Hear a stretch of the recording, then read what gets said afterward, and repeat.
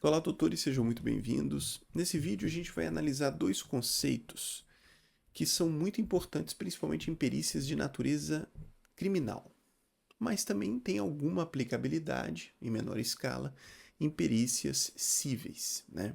Quais são esses dois conceitos? É o conceito da capacidade de entendimento e o conceito da autodeterminação, né? Nós vamos explorar aqui conceitos práticos, né? Exemplos práticos que ilustram como que esses dois conceitos podem aparecer separados, né? Não necessariamente o indivíduo que tem preservado um terá o outro preservado. Então, os exemplos que nós vamos dar são exemplos em que ocorre uma alteração, um comprometimento isolado dessas faculdades mentais, né?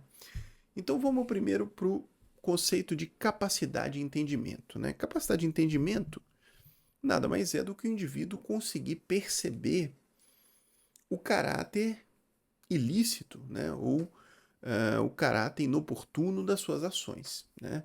Então, a avaliação da capacidade de entendimento é uma avaliação de natureza cognitiva, né? Nós vamos avaliar a memória, atenção, percepção, né? Capacidade de juízo crítico da realidade. Então, nós estamos avaliando a capacidade do indivíduo olhar para aquele cenário, né, e entender que aquilo ali é algo ilícito ou é algo delituoso, né, ou inoportuno ou antiético. Ele conhece aquilo, ele tem a percepção correta daquela realidade, né? Então, a avaliação da capacidade de entendimento é uma avaliação de natureza cognitiva. Estamos avaliando a cognição, né?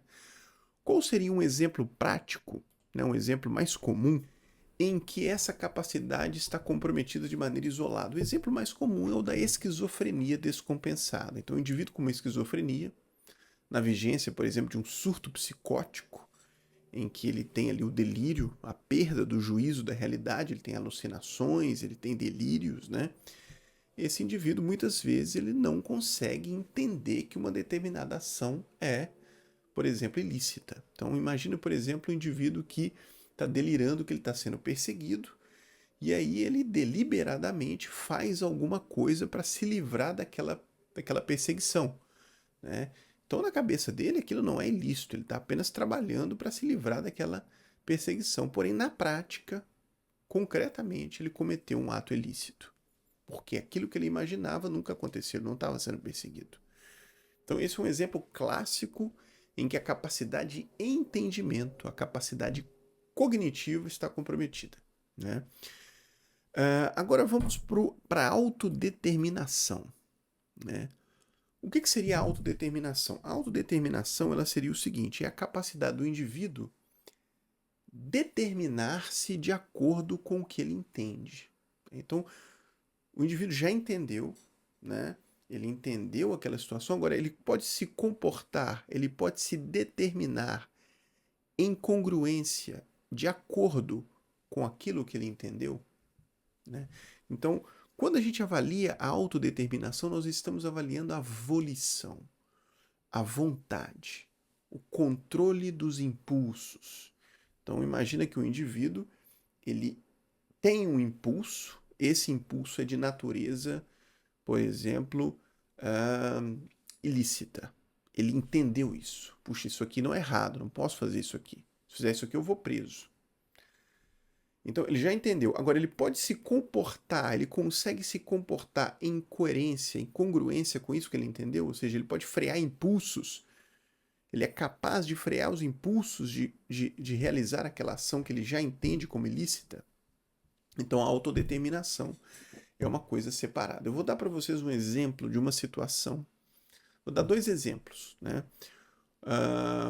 Houve um episódio que ficou muito famoso na neurologia clínica, que é o episódio do Phineas Gage, que ocorreu na primeira metade do século XIX. Phineas Gage ele era um trabalhador, né, um trabalhador braçal americano, na época ele tinha 25 anos, e ele trabalhava colocando bananas de dinamite no subsolo para poder fazer ali, preparar ali o trajeto de pavimentar territórios, né, terrenos, onde seriam construídas linhas de trem, por exemplo, né? Então o trabalho dele era ela colocar essas dinamites debaixo da terra e ele usava para isso uma haste metálica. Então ele empurrava aquela dinamite para o subsolo, ali para a terra, usando uma haste metálica alongada, comprida, né? Então, em 1848, salvo engano, na primeira metade do século XIX, ele trabalhando dessa situação, quando ele empurrou a banana de dinamite para o solo, houve uma explosão e essa haste transfixou o lobo frontal dele. Entrou pela boca, pelo palato duro e transfixou o lobo frontal. Inclusive eu trouxe aqui uma figura para mostrar para vocês aqui, ó. Essa daqui seria uma representação, uma ilustração do que ocorreu com o Phineas Gage. Então, essa aqui seria a haste metálica, né? Ela entrou aqui, né, pela boca dele e foi parar lá no lobo frontal, né? Que dá para ver. Essa daqui é uma, eu não sei se é uma representação, se é uma ilustração ou se é uma réplica do crânio do Phineas Gage mesmo, né? Mostrando aqui o orifício por onde saiu a haste, né? E como é que o Phineas Gage ficou depois desse acidente? Ele ficou bem do ponto de vista motor, sensorial, linguagem. Então, se olhava para ele, parecia uma pessoa normal. Porém, ele mudou muito o controle de impulsos dele. Tornou-se uma pessoa altamente impulsiva, explosiva, com baixíssimo limiar de frustração, se irritava com qualquer coisa. Ele, que era uma pessoa calma, ele virou uma outra pessoa, né? Então, isso tem a ver com a lesão do lobo frontal, que é um lobo, que é a região do cérebro, a principal região responsável pelo controle dos impulsos, né? É a região que nos humaniza, né, vamos dizer assim. É o que nos difere de um animal entregue aos seus instintos mais primitivos, é justamente essa região, né? Então, essa seria uma situação de um indivíduo que poderia entender uma realidade e não conseguir frear os impulsos em relação a ela. Um indivíduo que poderia, por exemplo, perder a autodeterminação de uma maneira mais isolada, sem perder a capacidade de entendimento. Então, esse é um exemplo.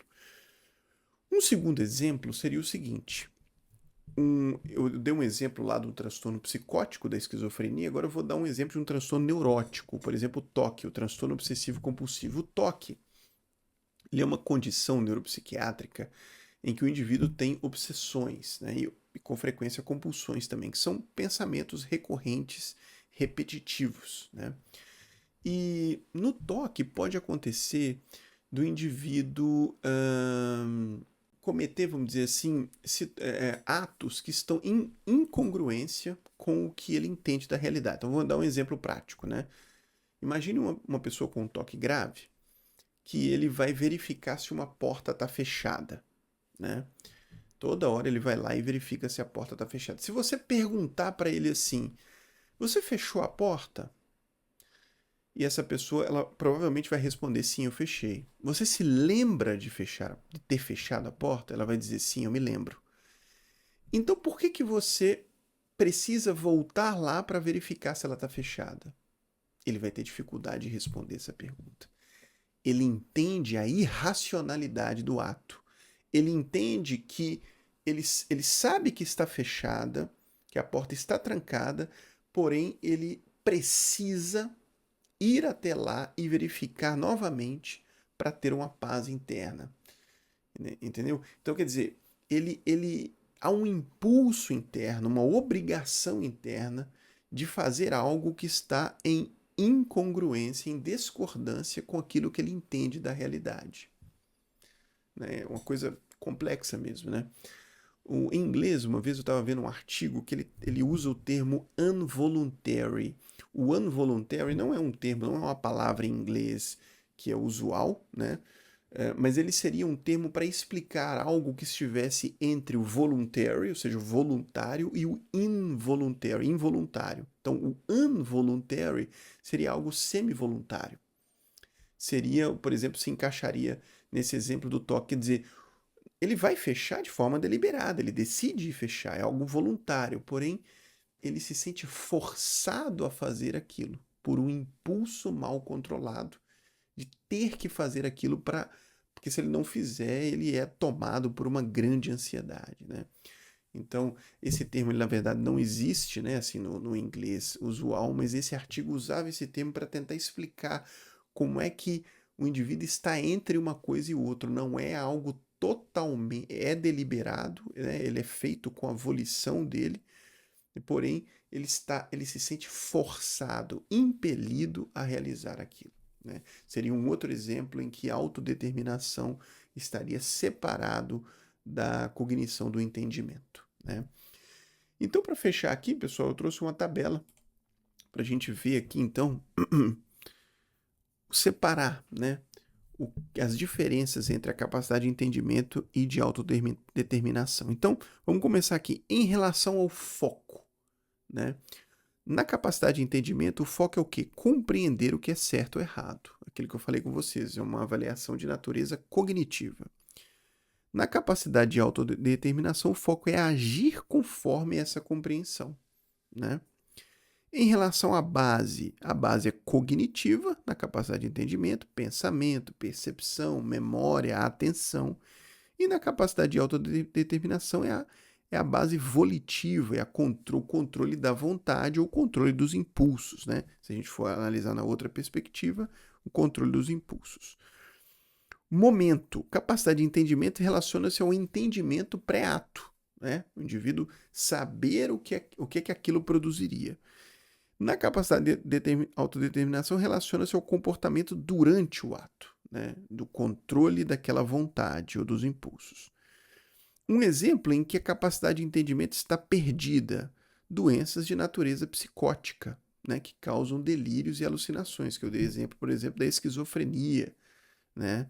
Mas poderia também dar um exemplo de um transtorno afetivo bipolar com mania psicótica também, né?